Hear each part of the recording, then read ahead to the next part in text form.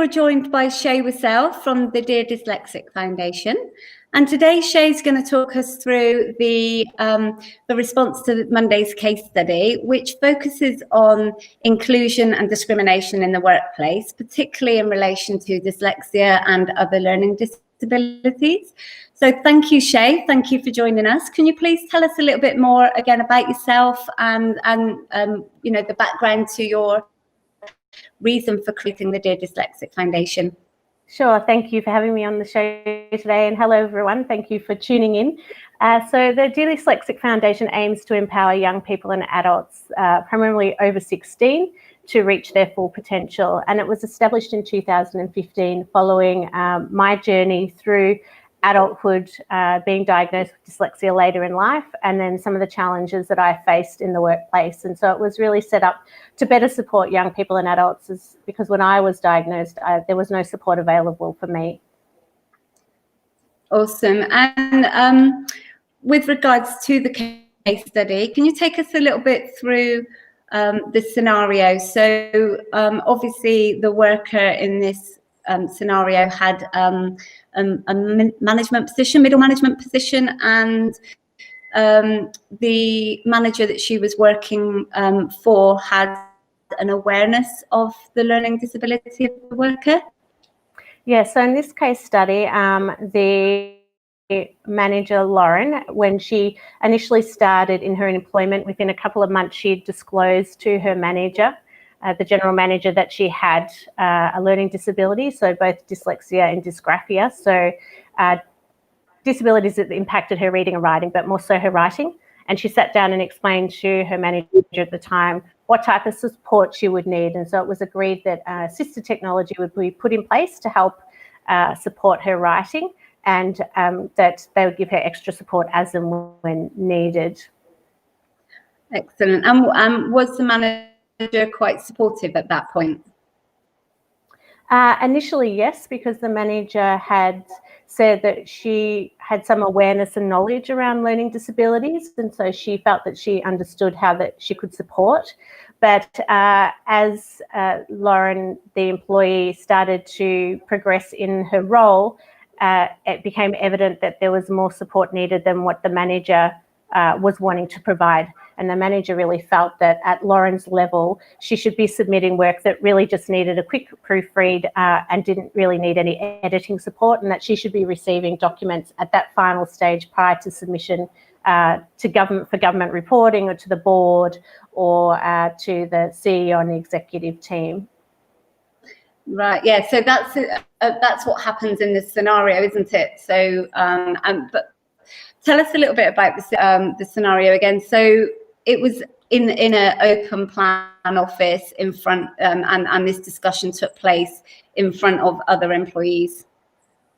Yeah, so prior to this event, Lauren had been submitting pieces of work that her manager was not happy with the standard of. And on this, at this point in time, Lauren had given a report, and a few days later, the manager came back and in front of the team. So Lauren was managing a team of 5 at the time. The manager came to her desk and started berating her about her writing and saying that it wasn't at the standard, and that she really couldn't read the report because there were too many errors in it, and she was getting too caught up in the errors to be able to then comprehend what the report was trying to say. And so because of that, Lauren felt very insecure and self-conscious that her manager was reprimanding her in front of the team, but also it's an open planned office, so not just Lauren's team could hear, but other people around their pod as such as well. And so the report came back with lots of track changes through it, and was basically just handed to her and said, this isn't at the standard it should be. Right. So yeah, so it's a really yeah, I can imagine how Lauren must have felt in that situation. So if we go, so you set some tasks for our trainers to consider. And the first question was obviously, do you believe that the manager was actually discriminating? And if so, why? In what ways? And if you don't think so, why not? So was the manager actually discriminating in this situation? Was it defined as discrimination? At this point, it would have been because Lauren had already disclosed that she had challenges in this area and had openly discussed with her manager the type of support she needed, which was that editing and reviewing support. So by criticising her in an open planned office and then pretty much shoving her work back into her face and saying this is not good enough, could be outlined as discrimination, considering it wasn't the first time that this had happened. Mm-hmm. So I think if the manager had sat down in a closed space and gone through the report with Lauren and in a different style, then it wouldn't have been discrimination, because they would have been working through what the issues were and how they could address it. But the way that she approached it in a humiliating manner, and it wasn't the first time, then it starts to become discrimination. If it happens more than a couple of times, then it can be thought of as bullying or harassment. Yeah, I was actually going to say it also definitely falls into that category of workplace bullying as well. Yeah. And I can imagine that must have a significant impact on personal stress levels as well in work. Yeah, it does, because even though Lauren had assistive technology in place, assistive technology only goes so far in the workplace, and it's very good for that basic editing. But as people progress in their career, they generally need more than just assistive technology. They generally need a human being to give them that extra support. And so even though Lauren, in this case, had another manager willing to support her and also a comms manager, Lauren's manager didn't want her using those supports because she felt like she was kind of cheating or not doing her work herself. Right. So it really put Lauren in an awkward position, because she couldn't actually access support within the workplace, and so was having to take that work home and getting family and friends to support her outside of work so that she could meet the demands of her employer. Yeah, so that was preventing her from being able to do her job to the standard that she wanted to do, because she couldn't access. So that was the discrimination. Yeah. Yes. Yeah. Awesome. So in question 2, if you were the manager, how could you have done things differently? What would you obviously give advice now for employers on how to address the situations and provide strategies for people with dyslexia and learning disabilities? What would you recommend now?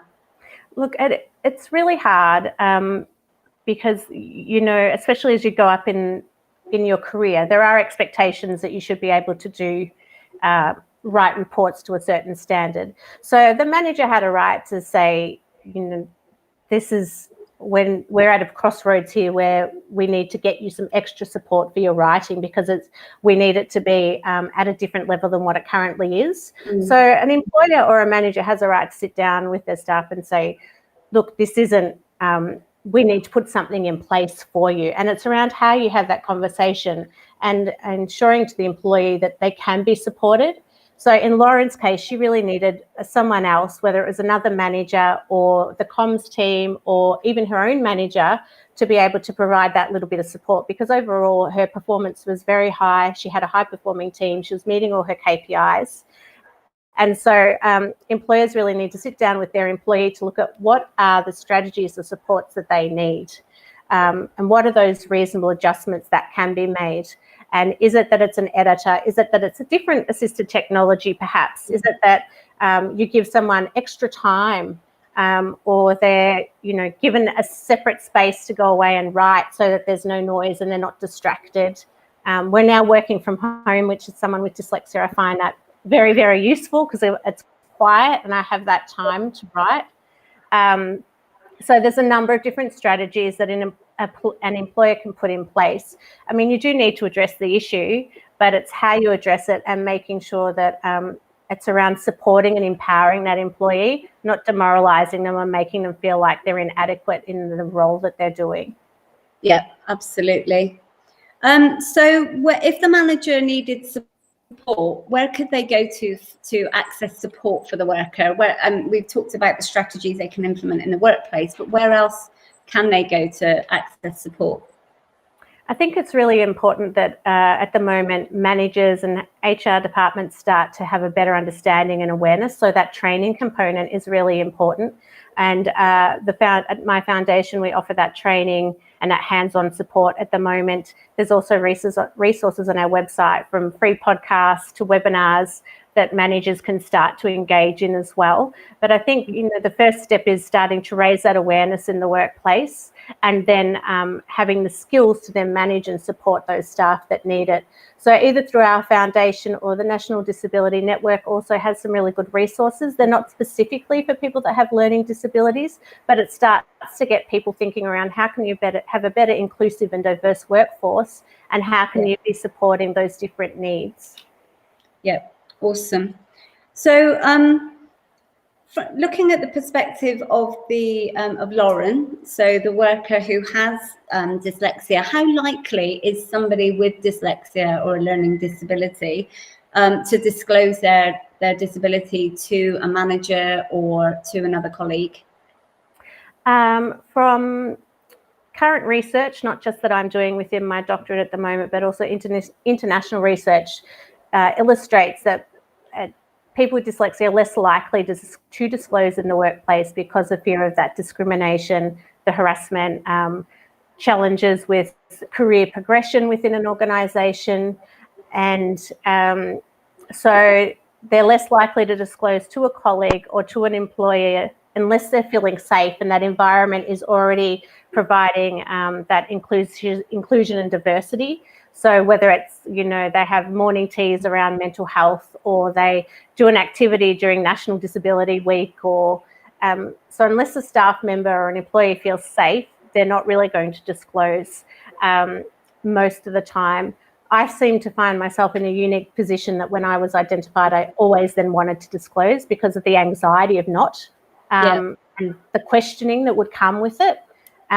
And it's worked in favour sometimes, and most of the time it hasn't, and I've still had challenges.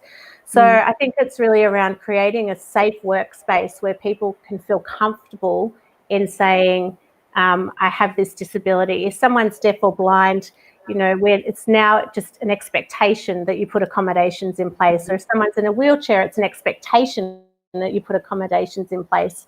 And you don't even discuss it, it's just done. But we're not at that within the workforce yet, where those reasonable adjustments are just done, and it's okay to ask for them, and it's okay. We're trying to create workplaces where it's, everyone's thriving, whether you've got a disability or a mental health illness, or you're having challenges at home. We want people to be able to come to work and thrive in that environment, and it's just good work practice if we're enabling that. Yeah, excellent. So you asked, does your workplace inclusion and diversity policy give you the guidance on how to work with a person with a learning disability, say dyslexia? Obviously, that is for the individual trainers who are investigating that. Where would they look initially to find out if there is that in their policy? Where would they find that? Depending on what type of organisation you're in, normally on your intranet, you would have a list of different policies and procedures. And under that, whether there's an inclusion and diversity policy, a lot of organisations are starting to bring that in now. And I think then under there, you'd be looking at, when they talk about inclusion and diversity, who are the different groups of people that they're talking about, and are people with learning disabilities included in that policy? Also, whether they've got any policies around reasonable adjustments or the flexible working environment, who can access that. Normally it's parents that have children and they need to work from home. So there might be a list of different people that have a priority as such to work from home, or you can put in a work plan. So it's, are people with learning disabilities included in those different current policies and procedures that enable flexibility or reasonable adjustments in the workplace? Yeah, awesome. And if they did read and found out that they weren't included, what steps would you recommend they take to to get those included in the policy? Educating themselves around what's needed, and then talking with their HR and managers around the importance of inclusion of people with learning disabilities. It's 1 in 10 have dyslexia. 1 in 8 is supposedly neurodivergent, so that includes dyslexia, ADHD, autism. So that's quite a big cohort of people within an organisation. So the first point of call, I think, is talking to them around what can be put in place, and then how you start to raise that awareness from the top down and the bottom up around how to better support and have an inclusive environment for people. Yeah, brilliant. That's great advice. So thank you to those are actually the case study questions. We've now discussed those. So we have had a couple of questions that have been submitted. So thank you to those who have emailed those questions in. And the first question is, what legally are businesses required to do in terms of what actions must they take to address the needs of a person, an employee with a learning disability such as dyslexia? So under the Discrimination Act, an employer is legally responsible for putting in reasonable adjustments to ensure somebody can do their job. So if somebody discloses they've got a learning disability or a disability, then the employer must then go and put in adjustments that will support them to enable them to do their job to the best of their ability.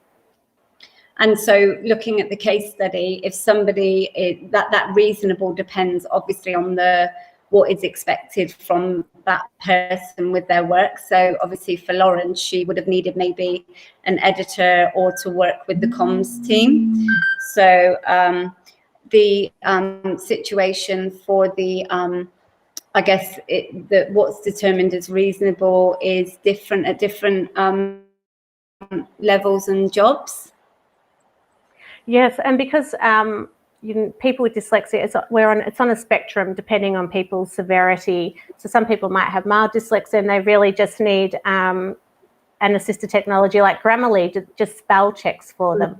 Or it might be they just need an extra half an hour to do that reading. I mean, some of these reasonable adjustments are free. They're not at a high cost at all.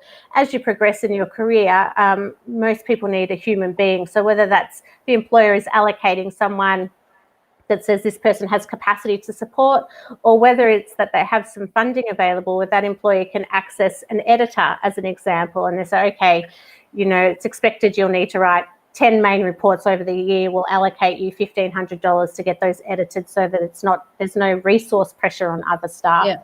So it is varied, but it's also, if you're going into the workplace and you're disclosing and you're saying you have these issues, but with that support you can do the job, then the employer is responsible for supporting you and getting those reasonable adjustments. There might come a point where, the match doesn't fit even with those reasonable adjustments, and then that's a conversation that the employer and the employee needs to make. But it's being aware of what actually those reasonable adjustments are to begin with. Yeah, awesome. And the other question was, what role or responsibility does the worker have? Because I know you really advocate empowerment of individuals to really advocate what they need and what they are expecting from their employer. So what is their responsibility? Well, it can't be discrimination or harassment or bullying if the employer doesn't know.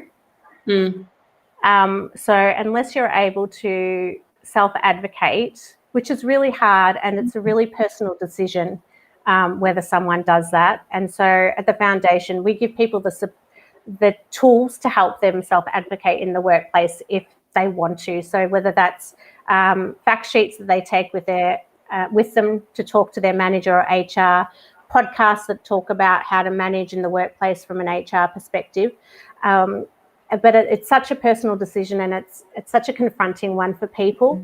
But if you don't self-advocate and you don't disclose, then it's really hard to be protected under the Act because they're not aware. And so that's where it's a real fine line around, if you make someone aware, could that bring challenges? But then at least then you are protected under that Act. But if they don't know, then it may just be to them you're not performing. It may be that, the generalization is you're being lazy, or you're too slow, or you're not fine detailed enough, or you're just rushing. Like all those terms that are generally thrown at someone that is dyslexic or has a learning disability. But that would be understandable if your employer or manager doesn't have the full picture. Yeah. So at the end of the day, we have a role to play in self-advocating, and that is challenging. And I think that's one of the strengths of the foundation, is giving people the skills and the tools to self-advocate if that's what they choose to do. Because otherwise what we find is people will just leave the job. It becomes too hard. They feel like they're being picked on all the time, and they'll just move on to something else, which can be very stressful for someone. Yeah, I can imagine. Well, that's the end of the questions now. So before we end the live, I'm sure that this discussion has identified many more questions, and it's something that I'm sure that trainers and students will need to research and look into a bit further. How can they find more information from your foundation to sort of supplement and enrich their understanding? Sure. So if they go to deardyslexic.com, you'll find there's a podcast series there. We've just released our 34th one today. We've also got a new series called Question Dys, DYS, which has some live interviews with different people with dyslexia and other learning disabilities. There's also, we run a number of webinars. Some are free, some are paid, that people can come and attend as well. There's some fact sheets on there, so as an employer, but also if you're working with students in higher education, there's fact sheets there as well. And then if you've got any direct questions, you can call our 1-800 number or email admin@deardyslexic.com, and we can follow up any questions as well. That's brilliant. It's such an amazing foundation, and I also understand that you've written a book as well about your experiences. Yes, I have, and it's really a year in the life of what it's like to be a dyslexic social entrepreneur. I put my house on the market for rent and moved in with my sister with her little children. So it's really about that a journey in the year of different things you need to do. And so that will be on sale from the 1st of October to help launch National Dyslexic Awareness Month, with $1 sold from every book going to the foundation. But that book can be found at shaemarie.com.au, which is where the book's sitting at the moment. Awesome. Well done for the book. I think it's fantastic. And, it's great everything that you're doing with the foundation as well. I'm sure you're really impacting and improving lives for many people. So. Thank you so much. That's our aim. Awesome. So that's the end of the live. Thank you so much. Thanks for joining us. And as Shae said, if you have any questions, you've got all of those resources and those links to go to. Bye then. Thanks so much. Thanks for having me on the show. Thank you. Bye. Bye.